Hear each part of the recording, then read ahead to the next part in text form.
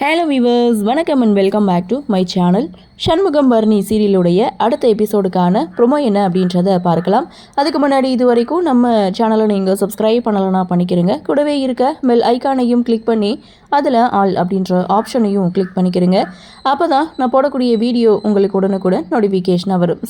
Last எபிசோடை பொறுத்த வரைக்கும் பாண்டியம்மாளுடைய குரல் வந்து சவுந்தரபாண்டிக்கு மட்டும்தான் கேட்டுட்டு இருந்துச்சு அப்படின்னு பார்த்தா இப்போ ஒட்டுமொத்த குடும்பத்துக்கும் கேட்குது.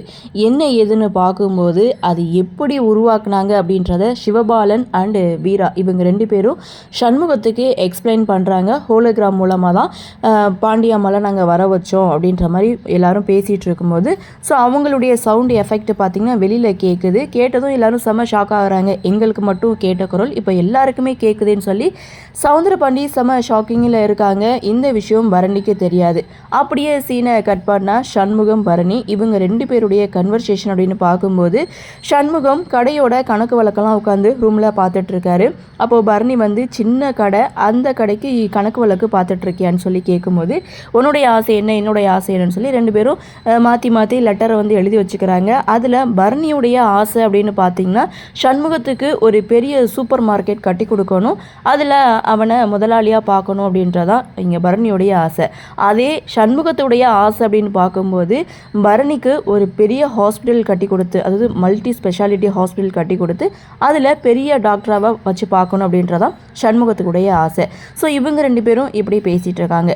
இன்னொரு பக்கம் வீட்டில் இருக்கக்கூடிய பாண்டியம்மாளுடைய ஆவியை விரட்டுறதுக்காக பவர்ஃபுல்லான ஒரு மந்திரவாதியை வீட்டுக்கு வர வைக்கிறாங்க சவுந்தரபாண்டி. அவர் வந்ததுமே படியில் கால் எடுத்து வைக்கிறாரு. இங்கே ஏதோ துரு ஆத்மா இருக்குது அப்படின்ற மாதிரி அவர் ஒரு எக்ஸ்பிரஷனை கொடுக்க இங்கே சவுந்தரபாண்டி ரொம்பவே பயந்து போகிறாங்க. இந்த விஷயத்தை உடனே சிவபாலன் சண்முகத்துக்கு கால் பண்ணி சொல்கிறாங்க. அப்போது சண்முகம் சொல்கிறாரு, அங்கே வச்சுருக்கக்கூடிய தேங்காயை கொண்டு போய் கொடு, அதுக்கப்புறம் மற்றதெல்லாம் தானாக நடக்கும் அப்படின்னு சொல்ல அந்த தேங்காயில் ஏதோ ஒரு மர்மமான விஷயம் இருக்குன்ற மாதிரி அந்த சீனில் நம்மளுக்கு புரிய வச்சுருப்பாங்க. அதே சமயம் இன்னொரு பக்கம் பூஜைக்கான எல்லா ஏற்பாடுகளும் நடந்துகிட்டு இருக்குது. இதோட எபிசோடை முடிச்சிருக்காங்க.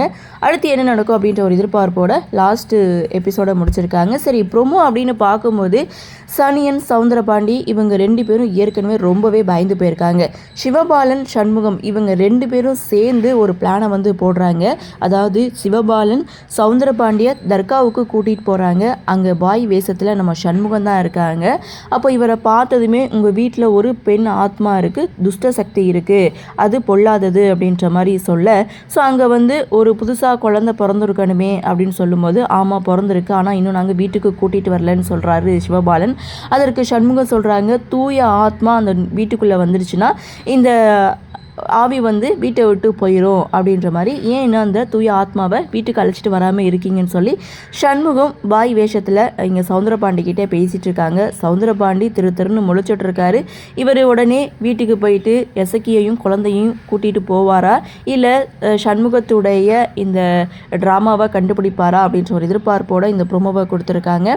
சரி, என்ன நடக்குது, என்ன மாதிரியான சுவாரஸ்யத்தோடு கதைக்கள நகர்வை கொண்டு வராங்க அப்படின்றத நாமளும் பொறுத்திருந்து பார்க்கலாம்.